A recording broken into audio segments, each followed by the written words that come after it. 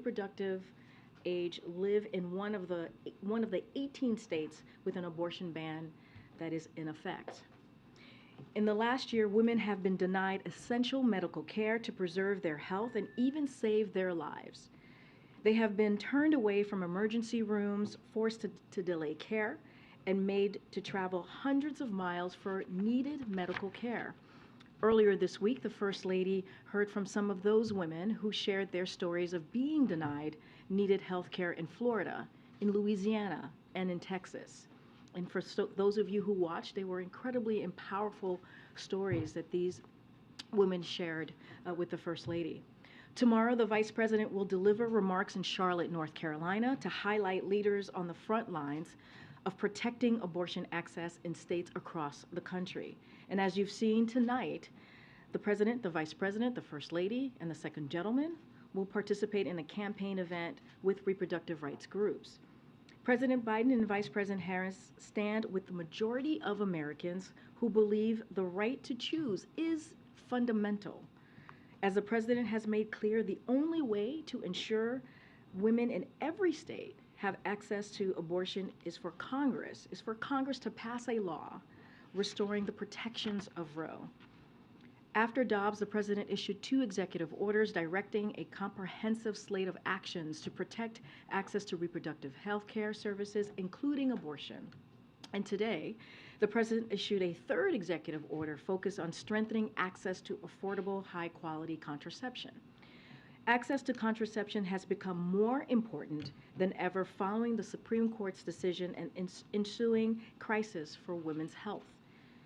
And today's action helps ensure that women can make decisions about their own health, lives, and also their families. Now, as you all know, when a section of I-95 collapsed just 12 days ago, President Biden made clear that his administration would move heaven and earth to get I-95 reopened as soon as possible. 6 days ago, as you all covered and may have been there yourselves, he visited Philadelphia, where he viewed the site of the collapse and met with union leaders and local officials working day and night to rebuild the bridge. Now today, the President called into Governor Shapiro's Governor Shapiro just ahead of the press conference that the governor held, announcing to people in Philadelphia that the I-95 is now reopened. This phase of the emergency repair is 100% federally funded, and all approvals were given as quick as possible. We also deployed officials from U.S. Department of Transportation to the crash site within hours to help fast-track the effort. We are proving that when we work together, there is nothing that we cannot do. This is an important step forward, and the President and his entire administration are making clear to the people of Pennsylvania that we will be here to provide whatever it takes to keep the permanent repairs on track. Now, we'll have more to share on this, but later today and on the full week ahead. But on Wednesday, the President will travel to Chicago to deliver a major address on Bidenomics, his vision for growing the economy from the middle out and bottom up, not from the top down. The President will highlight how, for too long, failed trickle-down economic policies had continued to be pushed by congressional Republicans, have hollowed out the middle class and sent jobs overseas. President Biden's economic plan is a break. It is a break from those failed policies. It is focused on growing the middle class and empowering workers, investing in America, and lowering costs. That plan is delivering results with more than 13 million jobs created, the strongest economic growth among any of the world's leading economies since the pandemic began, and the lowest current inflation among the world's leading economies.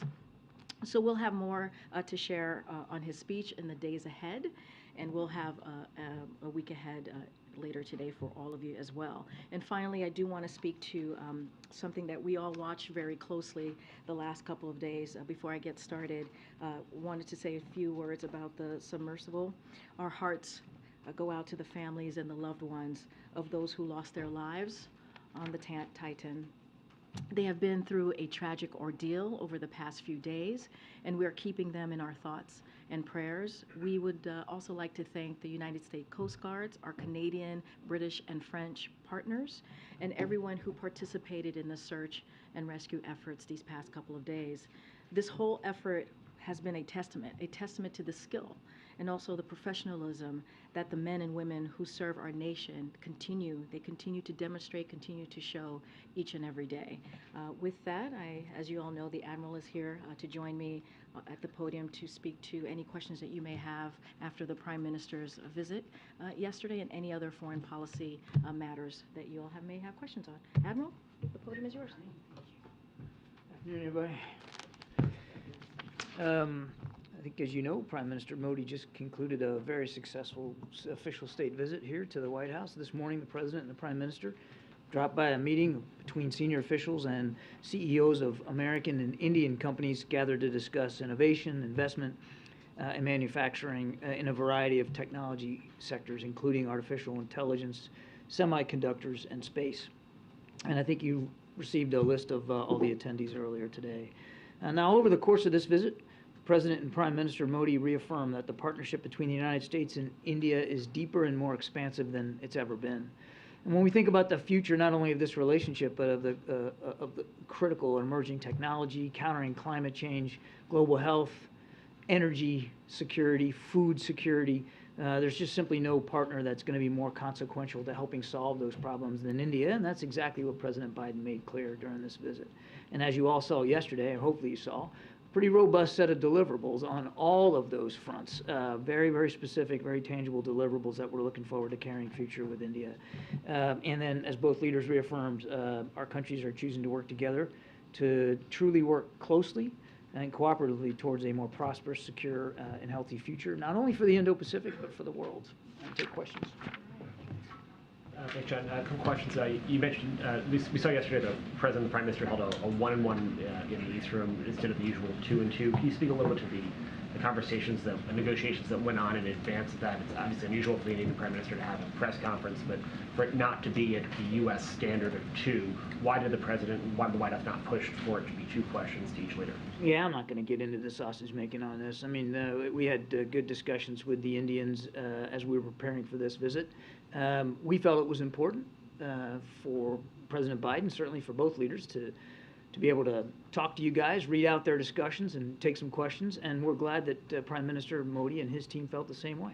And then secondly, Jake's travels this weekend, particularly his meetings with the BRICS minus Russia and China officials from Brazil, India, and South Africa.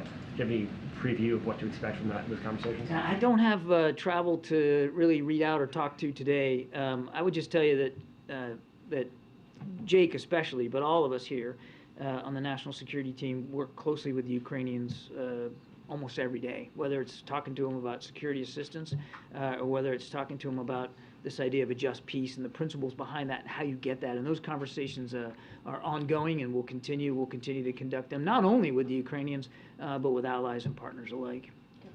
Hey, John, China's complaining that the President's description of Xi as a dictator is a provocation. Could you walk us through the President's thinking on this comment? Well, the President, I think, walked you through that himself yesterday, Steve.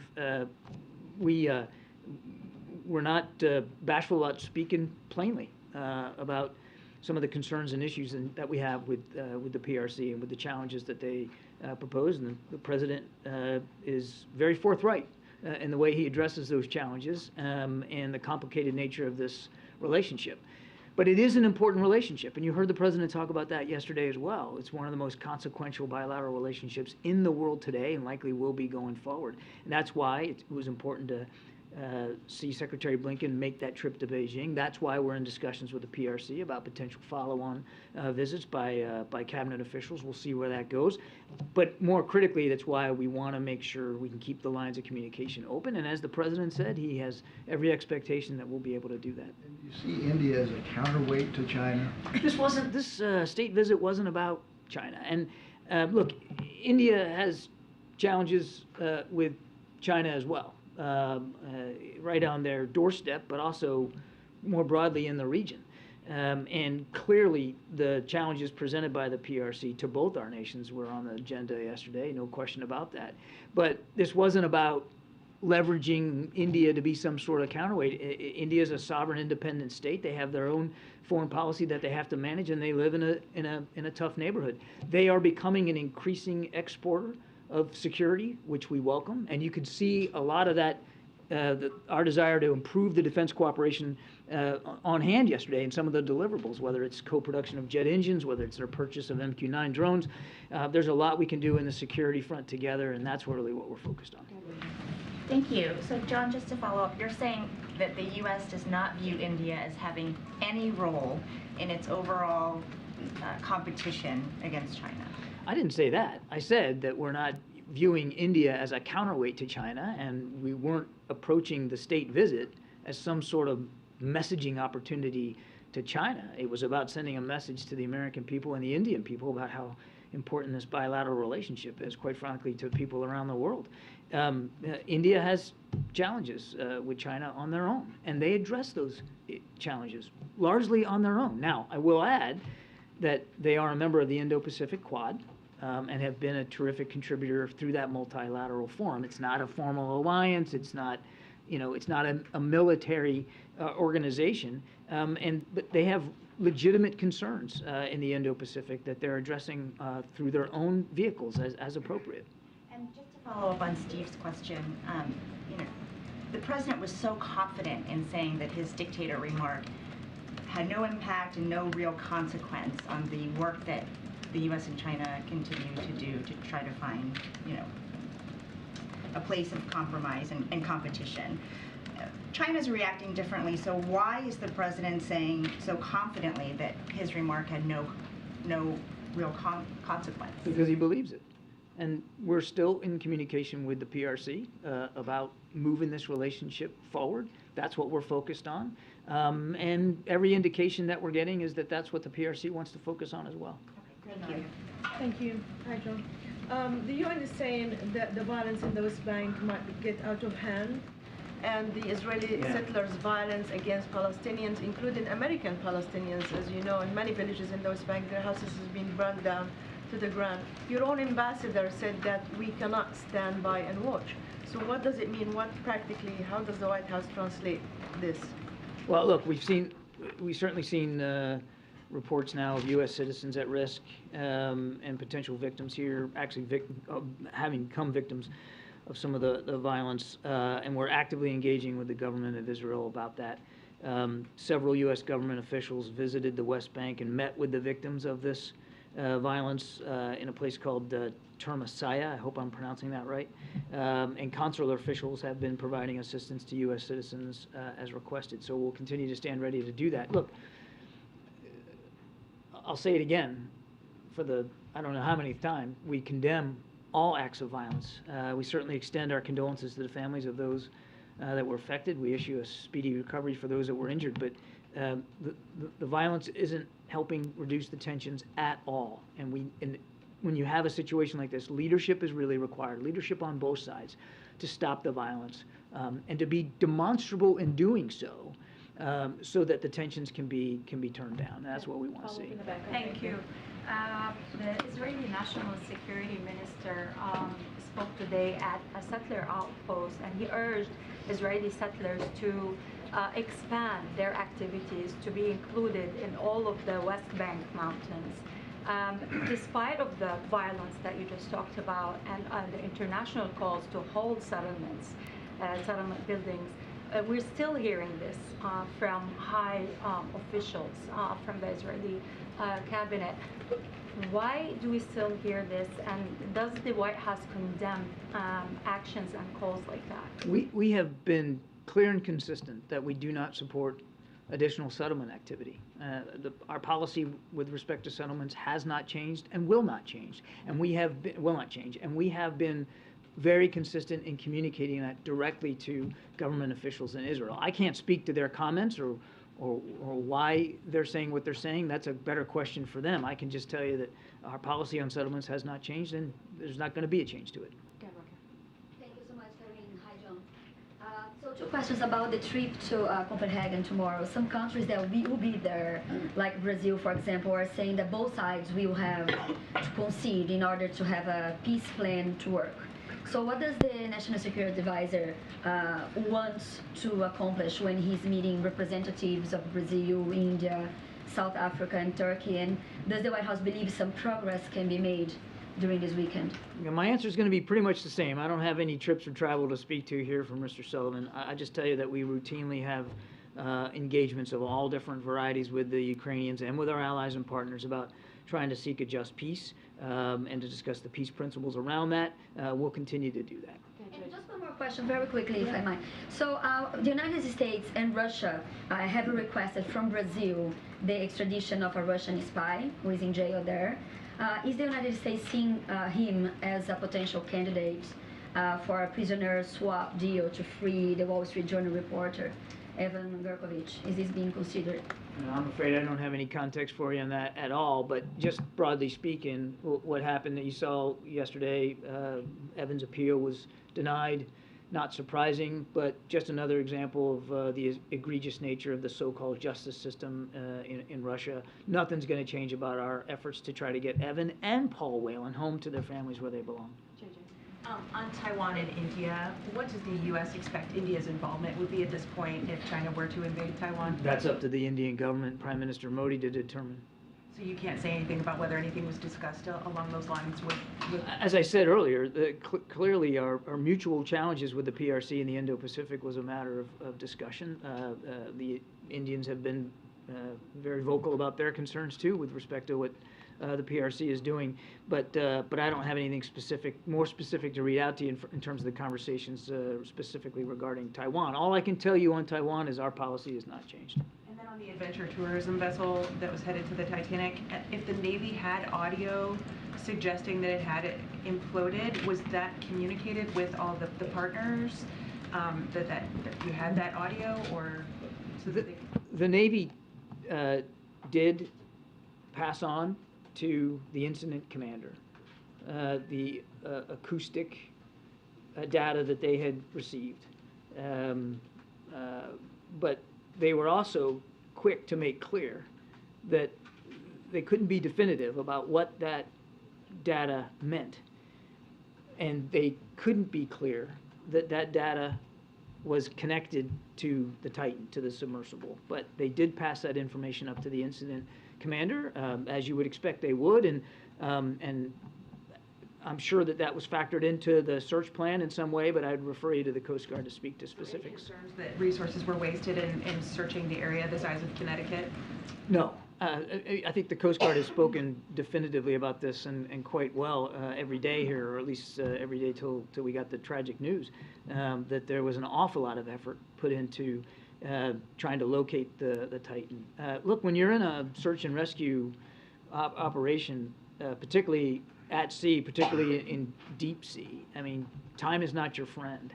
And I think you can see from the way in which this was put together in pretty quick fashion with a lot of resources from, as Karine mentioned, from multiple countries, that there was a tremendous effort put forward to try to find the Titan as quickly as possible, knowing that time was not going to be anybody's friend.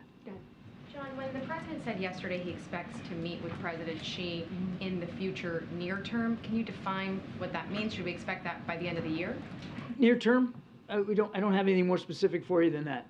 The president will absolutely get together with President Xi again in a bit at the appropriate time. I just don't have anything for you on that. And was the president satisfied yesterday with Prime Minister Modi's answer on human rights concerns in India? The president was satisfied that he had the opportunity to discuss concerns over human rights with Prime Minister Modi, and he did, as he always does. We don't shy away from discussing human rights with foreign leaders, and one of the reasons you have partnerships and friendships is so that you can be honest and direct. I think he addressed that pretty well in his answer to you guys. John, the president said in his comments yesterday that he doesn't believe his China comments have had any consequence. Isn't China issuing a démarche to the U.S. ambassador in Beijing a consequence? If démarches issued by nations against other nations were some sort of bellwether for whether a relationship was collapsing or in any danger, I mean, my goodness, Jeremy. A démarche is a démarche that happened all the time. I'm not going to get into the specifics. every day. I'm not going to get into the specifics of this one. The president's firm that this relationship matters. It's important. We need to move it forward, and he's absolutely confident that we'll be able to. Let me ask you this: other than the démarche, have you seen any other consequences No. in the relationship? No. Nothing. And then secondly, the president in his comments at that fundraiser, he also revealed a U.S. intelligence assessment that she was not aware of the spy balloon flying over the U.S. in February. What was the strategic value of disclosing that intelligence at a fundraiser? That wasn't a disclosure. That's been in the public domain. Not on the record from any. Yeah, it has been. Yeah, it was. It was. A senior defense official had talked about it before, on the record, that was a possibility. Yeah. Thank you, Karine. Hi, John. Honestly, I'm a little confused why you're not confirming Jake Sullivan's trip to Copenhagen, but especially because it's been reported by other countries' media who is attending. But let me try this way. Can you specify the kind of request that was made by the President to Prime Minister Modi in terms of supporting or getting the support of Global South countries for Ukraine? And also on that note, did the President and the Prime Minister discuss whether President Putin will be welcome at the G20 in New Delhi? I don't have anything additional to speak to with respect to the G20 and how that's shaping up. That's really for our Indian counterparts to speak to. And I'm not going to get into any greater detail on the discussions than what the two leaders talked to you guys about from the podium. And as for Jake's travel, if and when we have some travel to talk to, then by goodness, we'll talk about it. Okay, and one more question on the Zaporizhzhia nuclear power plant. There's a little bit of confusion. I think President Zelensky is saying, or was said yesterday, that Russia is plotting a terror attack on the nuclear power plant. President Putin today is urging the International Atomic Energy Agency to ensure that Ukraine does not attack the power plant. What is the administration's understanding on this? What's your assessment? And are there anything that you're doing in particular to that issue? We're continuing to monitor it closely. We are able to monitor some radiation sensors that are around the plant, and thus far we've detected no elevated levels of radioactivity. Do you have any sense of who's going to attack, if anyone is? Look, I've seen those reports, I've seen those comments. I just don't have anything to confirm them or speak to the validity of them.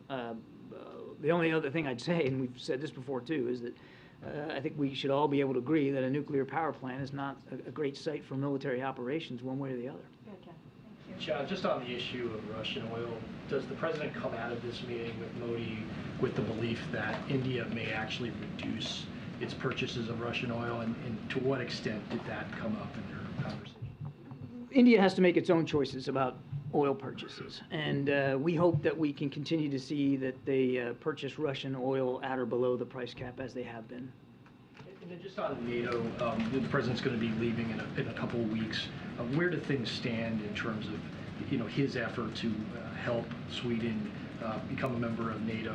Should we expect a call with Erdogan in the coming weeks? There's conversations ongoing between the Swedish government and President Erdogan. We have been encouraging those conversations to continue. It's important for them to do that. And as the president has said, he's confident that the two nations will be able to come to an accord and will be able to welcome Sweden as the 32nd ally in NATO. I couldn't begin right now to give you like a time frame of what that's going to look like, when and under what circumstances. But the fact that they're still talking is a good thing. And again, the president remains optimistic. Thanks, Karine. John, in light of what's happening in the West Bank, many scholars believe that the two-state solution option is not viable, yet you are stressing that it is viable. The question, you didn't do anything actively to revive the talks between the Israeli and the Palestinians. Why? And I have another question. We have been engaging both sides. And when the president visited last summer, he met with Palestinian leaders as well as Israeli leaders, and we have followed up through diplomatic channels ever since then. And we're not walking away from the belief in a viable two-state solution. We absolutely still believe that that's possible. So I just actually take issue with the with the implication in the question that that we don't care about this, or we're not following up on it, or that we're not engaging. We absolutely are. Can you please confirm that the State Department informed the government agency that scientific and technical cooperation with Israel beyond the Green Line is not consistent with the law? I'm sorry, can you repeat that? Yes. The State Department informed all the government agencies that scientific and technical cooperation with Israel beyond the Green Line is not consistent with the law. Can you confirm that? No, I can't. I don't have anything for you on that. Thank you, Karine, and thank you, John. I have two questions, one China, one North Korea.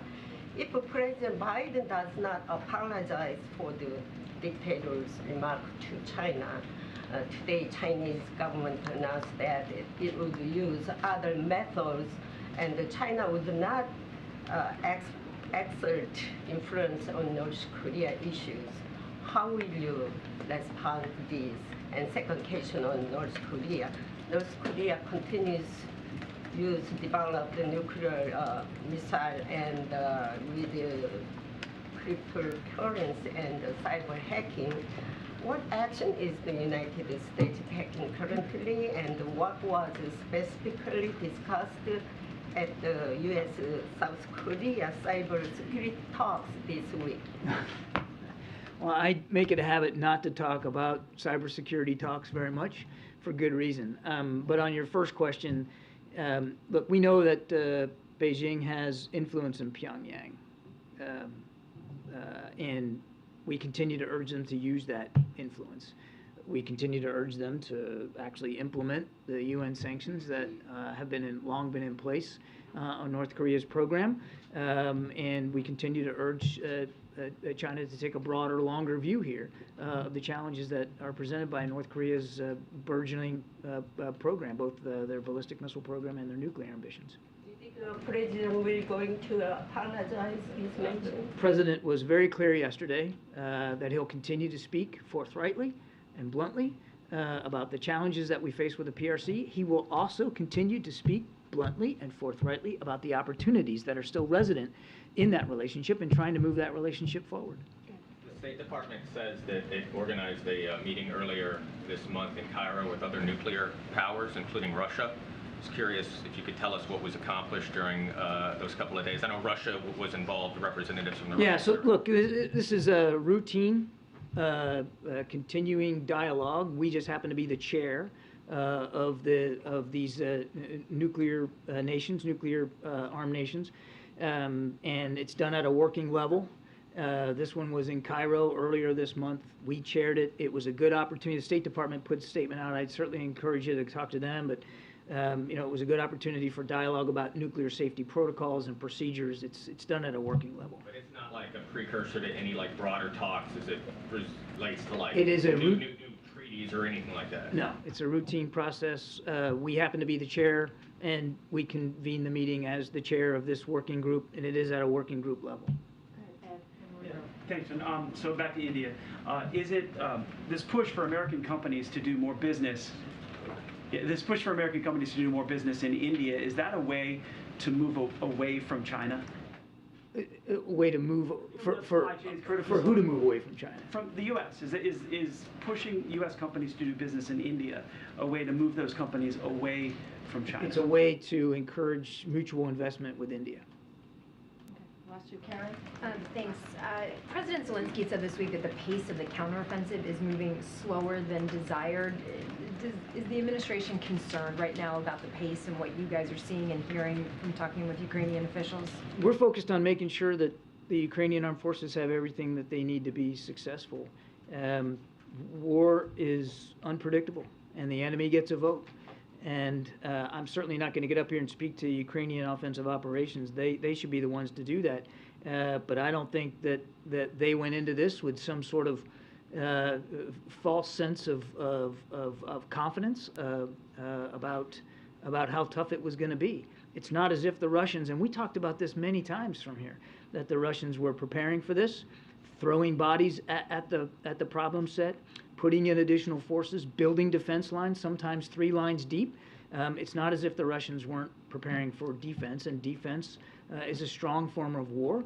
And the Ukrainians are are fighting through this. I think we just all have to recognize that combat can be unpredictable, and sometimes your plans don't always go exactly the way that you expected them to, but that's what's expected when you're in combat. What we're going to focus on again is making sure that they can be ultimately successful. All right, James, and then behind you, has the last word. But James, go first. Karine, thank you as always.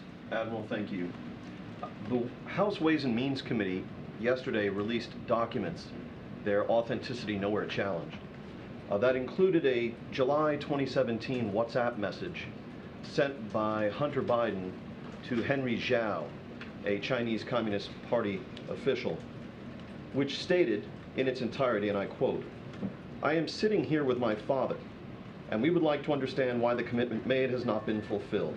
Tell the director that I would like to resolve this now before it gets out of hand, and now means tonight. And Z, if I get a call or text from anyone involved in this other than you, Zhang, or the chairman, I will make certain that between the man sitting next to me and every person he knows, and my ability to forever hold a grudge, that you will regret not following my direction. I am sitting here waiting for the call with my father," unquote.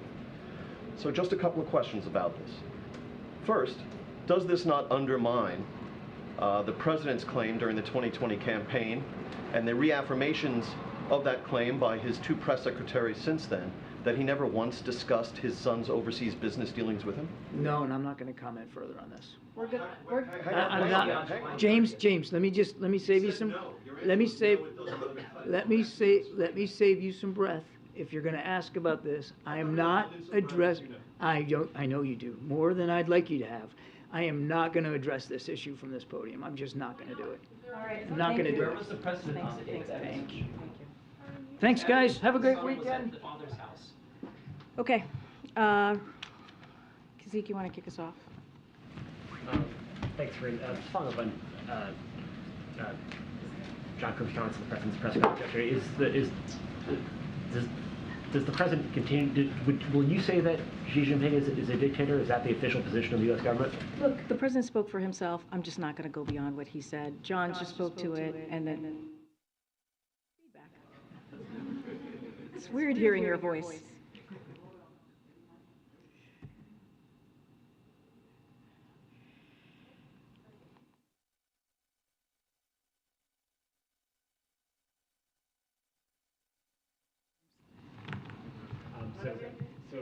Is it good? Are we good to go? No.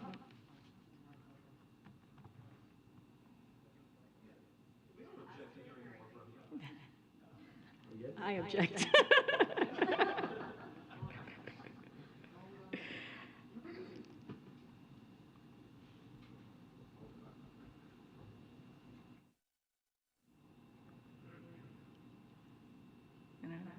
Hello?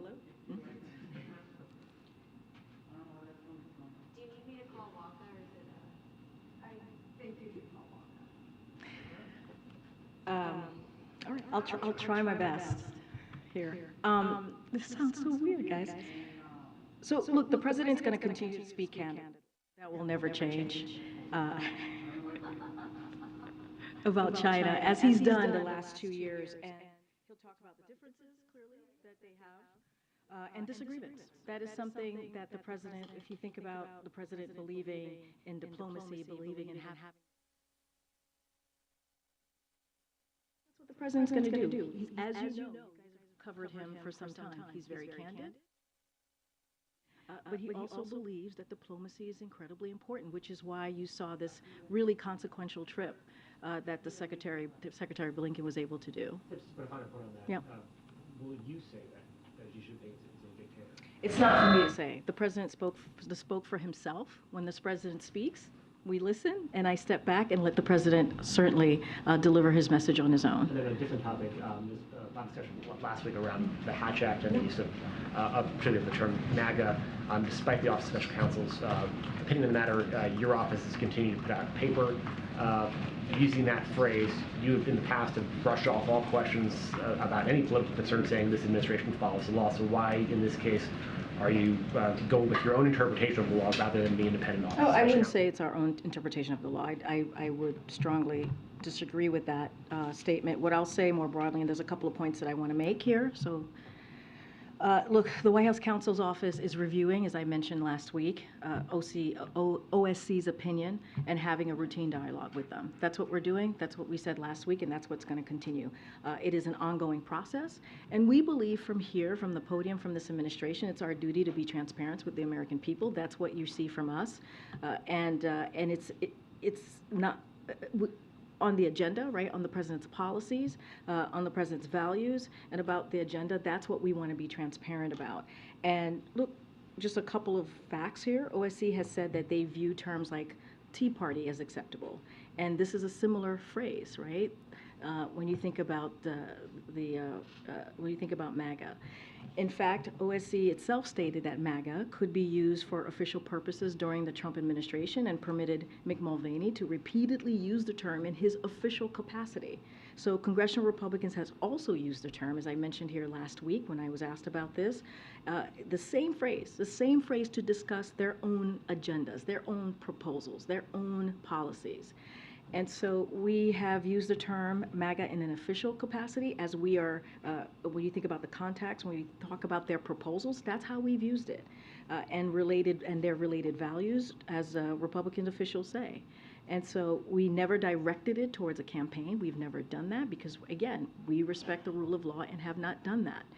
And so that will continue to be the case. And again, this is being reviewed. There's a conversation that's going to happen with our White House counsel and OSC, but you know, I'll let that process continue. Thanks, Karine. Former Vice President Mike Pence is calling on every GOP presidential candidate to endorse a 15-week abortion ban. In what ways does this administration expect that abortion access and reproductive rights would be targeted if Republicans take control of the White House? So I just want to be really mindful, as I was just asked about the Hatch Act. I'm not going to comment on any specific Republican candidate here or anything that's related to 2024. What I can speak to easily is more broadly, and we've seen it. You've heard me at the top talk about how this president and the vice president is going to continue to fight for fundamental rights as we see it when it comes to reproductive rights, when it comes to having access and women being able to make a decision on their own body, to have that conversation with doctors. That's something that the president's going to and the vice president's going to continue to fight on. As it relates to just more broadly here, to your question about the 15-week or 12 weeks, whatever it is, look, we have seen from Americans, majority of Americans, who do not want politicians making their healthcare decisions for them. That's been clear. We've seen that in majority of Americans, of every ideology, right? If you think about that. And so what we are going to continue to do, what we are committed to those Americans, the majority of Americans, all Americans across the country, is that we're going to continue to fight, and the president has been very clear, to restore the protections of Roe. And we believe that needs to happen through national legislation. How worried is the White House that Republicans in Congress or state legislatures will target contraception next? Look, I mean, it is a concern, right? In this state house, just this session alone, right, in 2023, we have seen more than 300 bills attacking reproductive rights, reproductive health care, right, including contraception, either eliminating it or limiting it. And that's a problem. And that's why we've continued to speak to this. We think about the executive order, the third one that this president signed today, to find ways for agencies to find ways to really protect contraception for women. And so the president's going to take action. You're going to hear from both the president and the vice president later today. The vice president's going to be in North Carolina tomorrow. You saw the first lady having really impactful, powerful conversations with women and what they've had to deal with. We have seen stories that many of you have written about when you take away that access, that type of healthcare access for women. It's hurt women. It's put their lives at risk. Literally put their lives at risk. This is what we have seen this past year with these really extreme pieces of legislation. So the president and the vice president are going to continue to be very, very clear about this.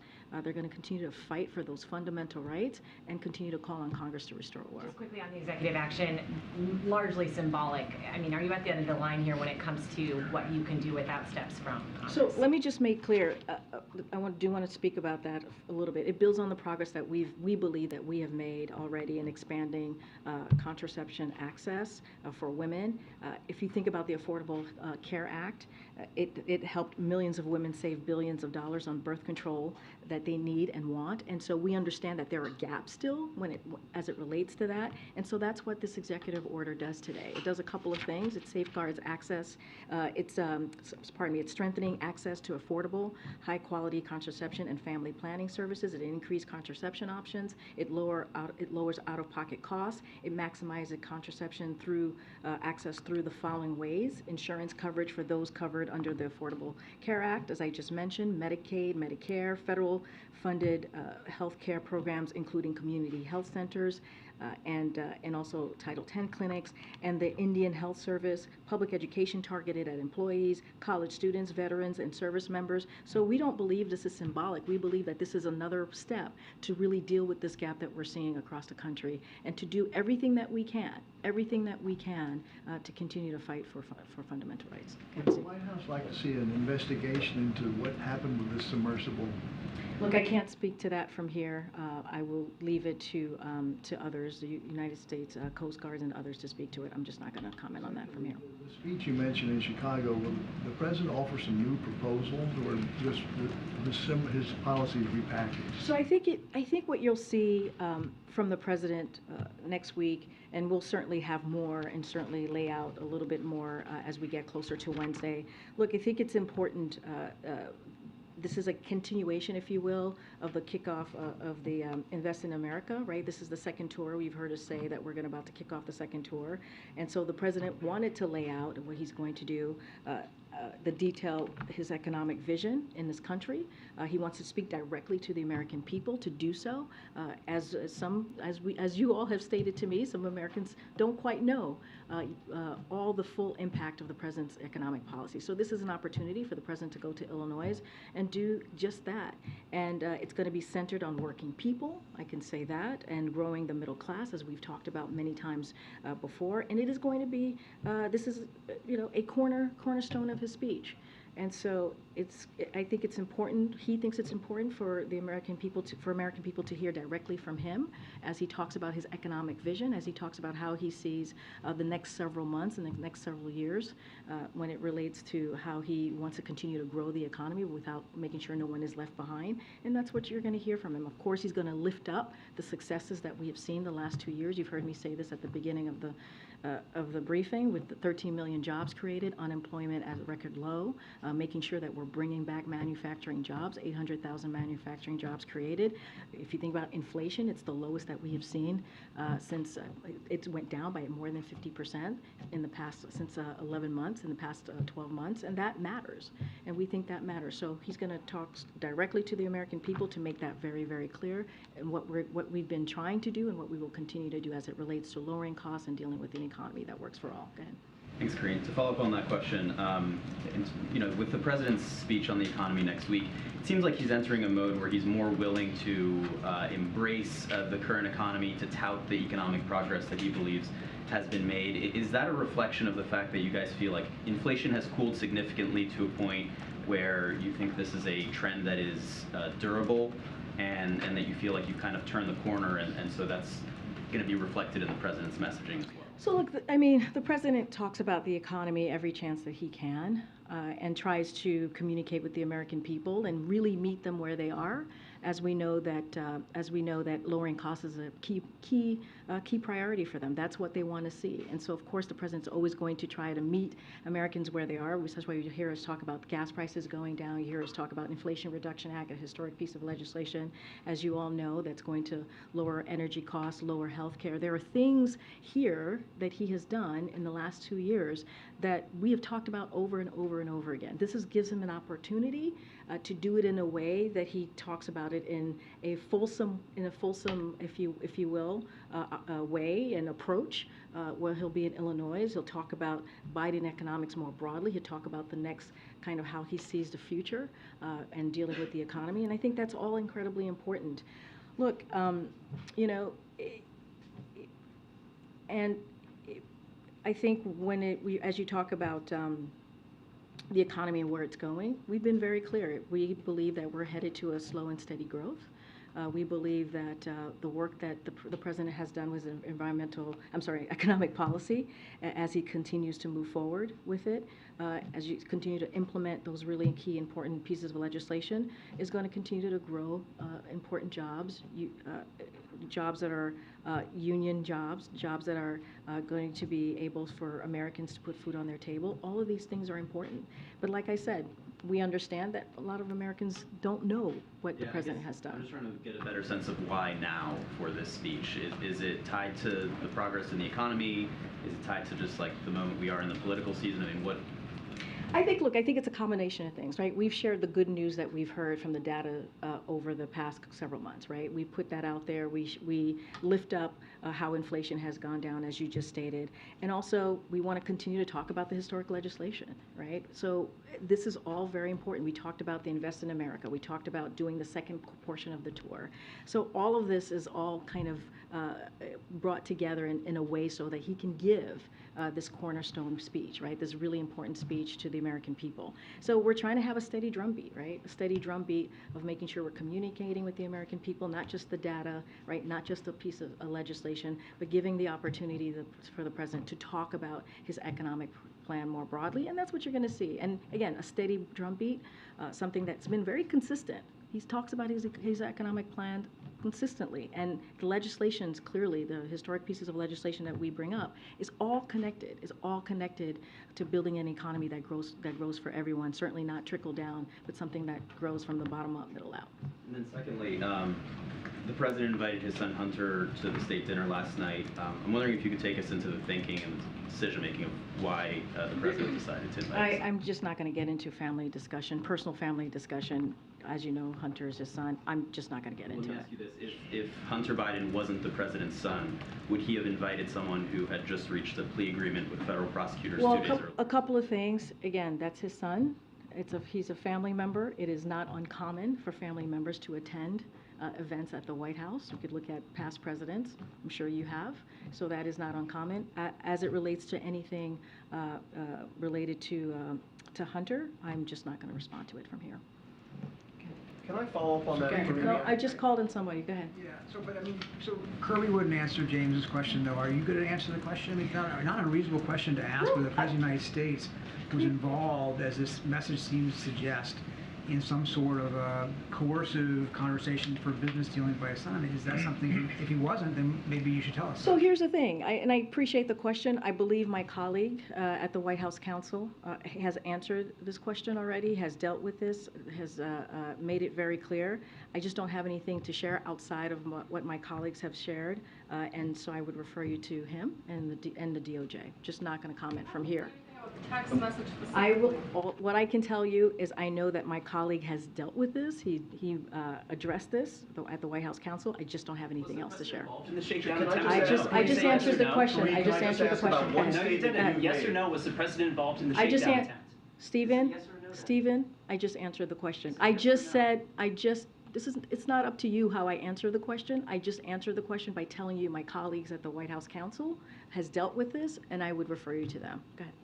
Can you just remind us what your colleague said from the White House Counsel so we have it from you at the podium? I would refer you to them, and they will share their statement with all of you. My question is about your statements from that podium. You've stated that the president stands by his comment from the 2020 campaign that he never once discussed his son's overseas business dealings with his son. And you stood at that podium and you reaffirmed that. Do you stand by your reaffirmation? What I will say is nothing has changed. Nothing has changed, and I will leave it there. Anything else, I will refer you to the White House Counsel. This is not a change? I just answered the question. You just asked me, does my statement change? I just told you nothing has changed. That's answering the question. Go ahead. Go ahead. The president was there 2 days Go ahead, prior. Stephen. I'm calling on your colleague right now. Go ahead. Thank you. To follow up on my colleague, is there anything that you can say with regard to this text message and what the president's son was alleging? Was the president there or not? I would refer you to my colleagues at the White House Counsel. They have addressed this, and I refer you to them. Go ahead. Karine, have you spoken to the president about this? Have you asked him whether he was there with his son on July 30th? This is not a conversation that I've had with the president. Again, I would refer you to the White House counsel. Do you plan to have that conversation with the president? No. Did the president speak with the attorney general at all I last can't. night? I cannot say if the president had had a conversation with the attorney general last night. What I can refer you to is the White House counsel's office as it relates to the allegations. They've already addressed this. This is something for them to deal with. I refer you to the Department of Justice on anything else if you don't want to speak to the White House counsel's office. And there was reporting earlier in the week that after the plea agreement was reached by Hunter Biden, that the president felt relieved that that part of it was behind him. Is that true? Can you speak I can't to his speak to that. mindset? I cannot speak to the president's mindset. Again, I would refer you to the White House counsel's office. Get it. Oh, yeah, thanks. Back to India, if we could. So India is on a U.S. priority watch list with China and Russia for failing to protect intellectual property. With this push to get American businesses to move into India more and invest in India, what assurances did you get from Prime Minister Modi that India will protect intellectual property? So look, as two countries and leaders who are certainly leading in innovation and technology, the United States and India have a strong and shared interest in protecting intellectual property and a shared technology ecosystem. So protecting IP, intellectual property, along with expanding market opportunities for U.S. firms in India, welcoming major Indian investments in the United States, and diversifying our supply chains were all topics of discussion on this historic official visit. And so I'll leave it there. But again, they are both leaders in innovation and technology, so certainly they have shared interest. So on inflation, quickly, does the president still believe companies are causing inflation? So look, as you know, the president, when it comes, I just went to laid it down for Jeremy about how important it is for this president to deal with inflation. We've seen inflation go down by more than 50% in the last 12 months, and we think that's incredibly important. And so the way that we're going to continue to do the work of making sure that we lower, whether it's lowering costs for Americans at the pump, and so. But to your question, and other things, right, whether it's healthcare or energy costs. But during the pandemic, as you know, we saw profit margins increase to historic high levels, and we expect that as profit margins fall to more historically normal levels, inflation should moderate further as well. And so the president said this in his Wall Street op-ed, and I'll quote him: as supply chains continue to unsnarl, company profits margins fall from historically high levels, and rents continue to moderate, inflation should decline further, creating more breathing room for working families. So did the president confront the CEOs here today about that? I'm not going to get into conversations, private conversations that the president has had, but I just laid out how we see the future as it relates to profit margins, and I'll just leave it there. I'll take one more question. Go ahead, sir. Hey, Karine, thanks so much. I wanted to ask you if there is video of the president signing this executive order today, because we were wondering. I believe there was digital content taken from the president signing this order, and so we'll probably be releasing that. I don't have anything else from that. Thank you. Okay, great. Thanks, everybody. The Attorney General committed perjury by testifying to Congress that